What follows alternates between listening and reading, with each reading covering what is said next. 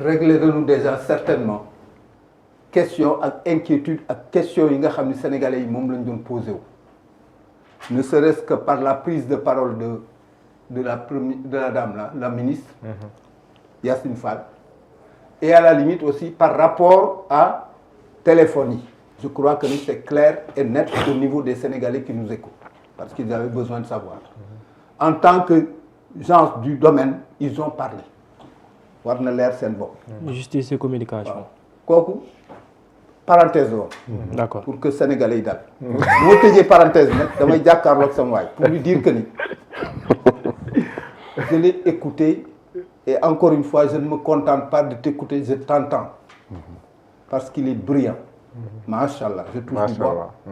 C'est un écrivain merveilleux. Machallah. Mais le malheur moo di fi mu nekk nag comme tout homme normal day jéng. Dafa jéng. ko yoroon di nga jéngee nangu ko nag. Non man jénguma, moi je suis au-dessus de lui. Non mais yow. Prendre la hauteur et les reculs nécessaires, lui il ne prend non, pas les reculs nécessaires. Je vais dire pourquoi. Non yow da ngay supporter Sonko. Bul ma dog Sonko mooy supporter. Bul ma dog. Waaw demal. Il a parlé déjà en introduisant daal ni affaire enrichissement illicite. Kii teg na ka kii teg na ka kii yëkkati woon na ka kii teg na kii yëkkati woon na kii teg na kii yëkkati woon na kii teg na ko ñii yëkkati ko fas suñu yéene teglu parce que bokk naa si ñi nga xam bëgguma ñu teg ko si suuf. mënoo ci dara. Non, pour une raison très simple. Il faut créer un précédent parce qu'ils nous ont conviés à des ruptures. Wala loolu boo wootee rupture li fi doon am dañ ko fi arrêté parce que fi nekk les Sénégalais ne les ont pas installés ici pour qu'ils mettent des choses essentielles à perte et profit. Wax nga ko sànq Pape Amadou. Wax nga ko yow it. Waaw mais de façon diplomatique ça moo la gën diplomate.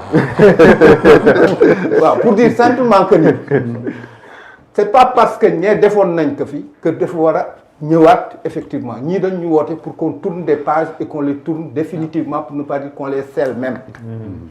Tu vois, à tel point que ce précédent-là doit exister, qui doit faire de sorte que la reddition des comptes aille jusqu'au bout. Abdou Khadre tey jii boo nekkoon président de la République. il arrivera des moments yoo xam ni. parce que da nga tëddee njaaxaanaay tu n'as plus de sentiments. Tu règles parce que dañ la teg pour que nga vider ay questions yoo xam ne askan la ko dénk. bu la askan dénkee nag et Ousmane Sonko pour Ousmane Sonko je l'ai entendu dire que ni fi mu nekk man de baale naa waaye ndax askan wi baale na pour dire simplement que ni fi mu nekk il y a la raison d'État qui doit primer sur beaucoup de choses et sur tout. Ousmane Sonko ak Diomaye nag. ak kii ak Farba dafa am lu mu bokk. Ils ont cessé d'être des personnes simples. Ils ont même cessé d'être des personnalités. Ils sont devenus des personnages. La preuve moo di fi nekk et je parle à l'écrivain que tu es. Il arrive que des hommes soient des sujets et des objets ñu ciy bind. amul ay biographie. ah à tel point que fi mu nekk ni ñu bind si Abdoulaye bind si Senghor moom la ñu mën a bind si Ousmane Sonko mais yow tey jii dama la sas. waxuma chantier de l'homme de. J'ai besoin que tu fasses un livre sur Farba. Parce que Farba finalement ne peut pas trouver meilleur avocat que toi. Avocat yi mu fal yëpp yàlla ñu mën. Non parce que tu le défends bec et ongle et jusqu'à preuve du contraire dama doon wax benn waay. Non, c'est pas Farba que je défends, c'est le citoyen sénégalais. Défends Farba. C'est le citoyen sénégalais. Farba n'est pas un citoyen simple. Il est devenu nee naa la un sujet et un objet. Le fond du problème moo di. Il va falloir à la limite que tu prennes un peu de hauteur parce que fi mu nekk tu n'as pas réagi forcément comme quelqu'un qui défend Farba, mais tu es un excellent médiateur. Parce que tey jii bu ñu doon wax affaire football parce que ñu ngi nekk ci cadre bi dañuy wax ni fi mu nekk tu invites tout le monde à remettre la balle au centre. Tout à fait. Kooku nag la nanguwul. Parce que sénégalais yi fal Diomaye. dafa am lu tax ñu fal Bira wax na ko léegi moo di fi mu nekk reddition des comptes la. defaraat état de droit parce que fi mu nekk amoon na fi tailleur bu fi amoon. waaw c'est-à-dire que yooyu yëpp. mais pour un état est-ce que Diomaye ngi si ba tey. est-ce que Diomaye ngi si ba tey. Diomaye est-ce que mi ngi si ba tey. mi ngi si lan. si li ngay wax nii. waaw mais fi mu nekk. ce sera tant pis malheureusement pour lui xam nga pourquoi. entre 2021 et 2024. oui. Le peuple sénégalais dans sa frange la plus importante la jeunesse sénégalaise a acquis une maturité telle que kenn du leen expliquer wala defal leen dessin pour ñu comprendre.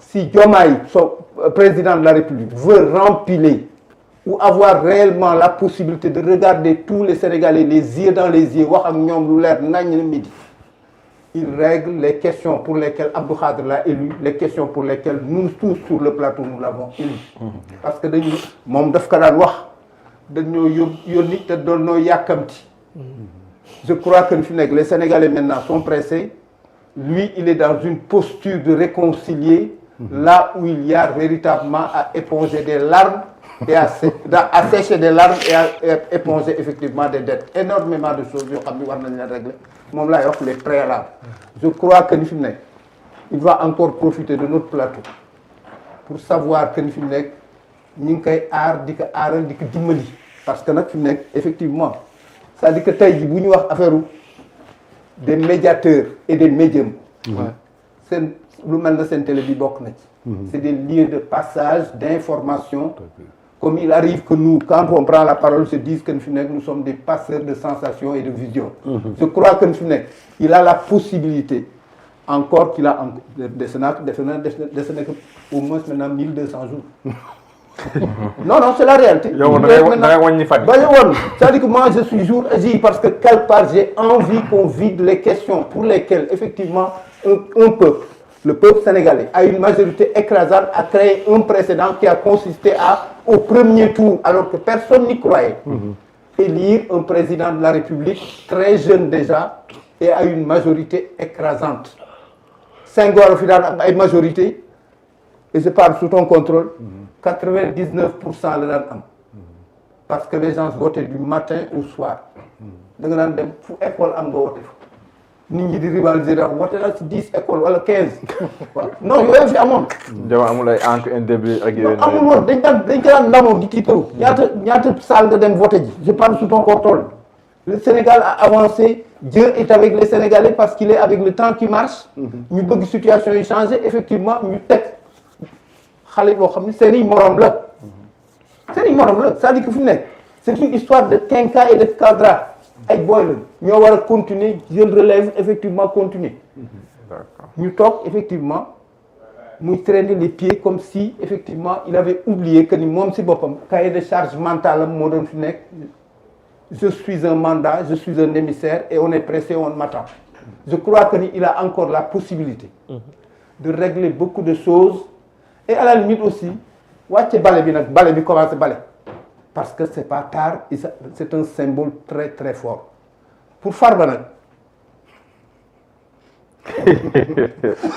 waaw yaa ngi réer du Farba xam nga ñu ngi toog di wax ku sa wujj di sëlëm doo set waaw mais fi mu ne xam nga tu peux accepter aussi que ni dans ce pays il y a des gens qui veulent réellement que la réduction des comptes se fasse mais am na ñoo xam bëgguñu ko parce que fi mu nekk dañu bokk ci benn association bu am borom gémmi lii nàcc duñu wax jàmm ñoo fi nekk effectivement mais fi mu nekk la justice fonctionne comme elle doit fonctionner il arrive juste qu'elle traîne les pieds alors que les Sénégalais ne veulent plus que les pieds soient traînés il y a des dossiers qui ont été ficelés qui ne sont yéen a ko wax yéen ñaar qui ne sont même pas des dossiers ficelés par le pouvoir en place qui doivent quand même être vidés wala loolu mooy prédestination au dossier tout à fait. un dossier on le vide on est d'accord on les vide et puis c'est tout jàmm ni ñooy tant que après nag gars yi laaj ndax fi mu nekk Diomaye war na mën a am mandat c'est aussi simple parce que li mu wax ni c'est tellement important que ce qu'il faudra éviter c'est la dissonance symbolique et aujourd'hui quand on entend le discours d'Ousmane Sonko il est en train de se battre pour éviter cela c'est-à-dire une différence entre le discours et l'acte lui soo ko déggee maanaam tout son combat c'est ça aujourd'hui son discours soit en concordance faire de sorte que maanaam le discours bi nga xam ne moom lañ teniroon les Sénégalais mu conforme ak les actes qu'on est en train de c'est la mener. réalité Aujourd'hui j'ai donné l'exemple de Trump mais Trump aujourd'hui il est en train de prendre des décisions yoo xam ne mais kenn d'accord ci mais ce qu'il veut éviter c'est une dissonance symbolique parce que en politique soo li nga discours mais li nga jëf mais c'est ça parce que mënoo ñëw jaay askan wi lii les Américains yi da ngeen am problème immigration fal leen ma je vais régler ça ñu fal la nga nekk ni non bon politiquement c'est un peu diplomatiquement c'est compliqué vous savez avec les États les Américains non dañ ñoo yëpp ba nga xam ne mënoo ko mais lu tax nga ñu wax fal leen ma régler ko dañ la fal dañoo dem voter la jox la suñu carte parce que da ngay régler le problème de l'immigration da ngay régler le problème de la corruption. Ouais. La reddition des comptes loolu nga ñu wax. Ouais. nga ne fal leen ma ñu dem on s'est battu joxe suñu xaalis joxe suñu alal joxe suñu deret joxe suñu ñaq teg ko ci table ñu la ok maintenant jox nañ la 54% des Sénégalais au premier tour lu rare dans une élection au Sénégal. Ça veut dire que l'euphorie était là les gens avaient soif finalement de justice. léegi soo ñëwee nag ni leen bon au nom de la réconciliation il faudra outrepasser tout cela et mettre maintenant la négociation le dialogue les gens vont dire mais attends il fallait nous dire ça soo ñu waxoon du ñu la voté soo ñu waxoon soo ñu woon ah ok réconciliation nga indi négociation ak dialogue non du ñu la voté parce que ñun loolu taxuñu mën a jug donc moi je pense que la dissonance symbolique il faut coûte que coûte que le gouvernement de Pastef évite ko parce que loolu moo dal Abdoulaye Wade lam ci jëlee neexul moo dal Macky Sall lam ci jëlee neexul et que loolu moo leen di yor suñu def la attention et heureusement vous écoutez tous les jours Ousmane Sonko qu'est-ce qu'il dit à ses militants je vais vous tenir un discours de vérité yéen a ma fal béye boo suba ngeen bañ maa falaat mais dëgg gi laa leen di wax mais loolu il le dit en connaissance de cause parce que il sait que s'il ne le dit pas rek il va rentrer dans une benn spirale boo xam ne du ci génn te ëllëg il va rendre des comptes. Donc moi je pense que foofu la ñu war a insister quoi. D'accord yow la ñu bàyyi comme kii ne temps bi jeex na tàkk mais yow la ñu bàyyi bu nekk am na loo si bëggee dolli rek comme ça. bon man dama jaaxle quoi. parce que cokkaasaat la waaw non non Bira moom mën nañu ñëw altine garaaw. ñu bàyyi doyen rek. tu me dois les chantiers de l'homme. waaw mu tëjaale benn yoon. dama xaw a jaaxle. parce qu'on me parle d'un Sonko qui respecte ses engagements et cetera et tout patati patata et moi c'est ça que je cherche le respect des engagements et les engagements c'était pas seulement ay poursuivre ay nit et cetera ici il y en avait une tonne. Sonko ou Diomaye. Sonko mooy Diomaye c'est ça que vous m'aviez dit hein. Sonko ou Diomaye. bon en tout cas man li ñu ma waxoon daal. c'est pas une entité c'est deux individus. Diallo dégg gis nga Richard comment il fait. waaw li muy def pour empêcher ma wax. léegi bàyyi ko mu kii. bàyyi ko moom mooy tëj nag. yow comme da ngay ñaar ay bés bu nekk bàyyi ko moom mu tëj. donc Amadou Mbaye moom vraiment ñu ngi leen di ñaanal comme ni ñu commencé woon ñu réussir Sonko ak Diomaye je dis le gouvernement actuel. l'état sénégalais actuel parce que seen réussite la ñu souhaité. maa ngi leen di ñaanal.